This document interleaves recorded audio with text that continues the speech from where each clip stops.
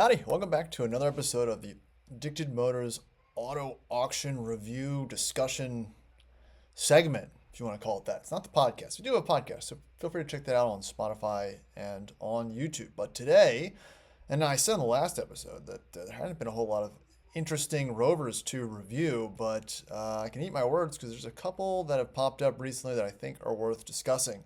Now, I get a lot of emails looking for green dot 2 and dot 3 L322s finished in Tonka green. Also, 405s finished in any color that's not black or white. And if you're listening to this and you've emailed me, most of them are black and white. But this one is not black or white. This one's green. So we're going to talk about it today. Now, this one is actually being sold by another dealer.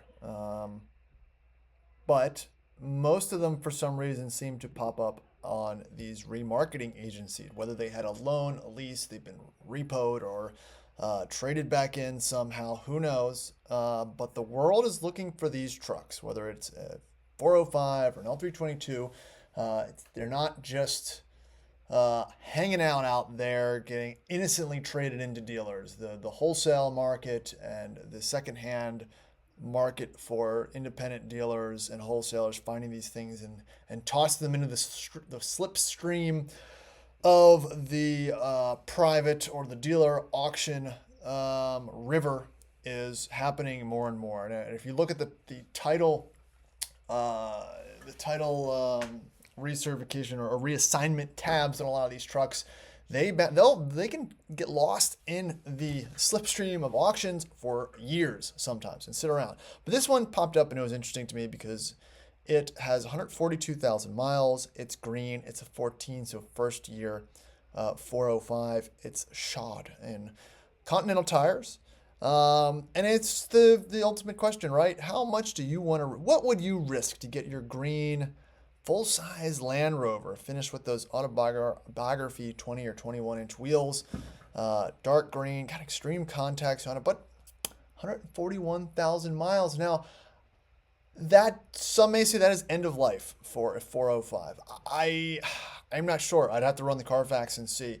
I'm more scared of these things at 80,000 miles because, like I say, any car can go 80,000 miles without any major mechanical work for the most part. And I like to buy things like this at 120 to 140. So at 142, sub $20,000, you're looking at this as an enthusiast purchase. This is not going to be the car your wife drives for 10 years. You're buying this because it's green, because it's the configuration that you want, and it's going to be a toy, which is kind of what these older Land Rovers should be when you think about it. Looking through the pictures, see the pano sunroof, a little bit of sag right there. That comes with the territory, right? Cheap green Land Rover. Look, manufactured in 13. So this is a very early build. So people will say, oh, timing chain guides, blah, blah, blah. Well, yeah, sure. Timing chain guides, they're the early rendition before they were upgraded or changed. But you'd also say don't buy an 09 or an 010 5-liter because they had timing chain guide issues. So, which one is it, right? I don't think any of them were great. We've done timing chains on much later models as well, so whatever. Here's some of the downside to this one. You're going to have to replace one of these, I believe they're the tank saddle gas tank skids. Not a big deal. Honestly, it happens. Stuff gets caught in there, even in non-salty states. And it just collects because the drain holes aren't sufficient. So they can unbolt and you just put a new one on. It is also missing the drain pan on the front, but it doesn't look like it's pouring anything. Like I said, this is you're in nice L322 money for a presentable green 405. So again, I don't see anything major. There's no check engine light or anything. It's got decent tires. Oh, I guess that's a different lug. I don't know what's going on there, but maybe it needs a stud. Who knows?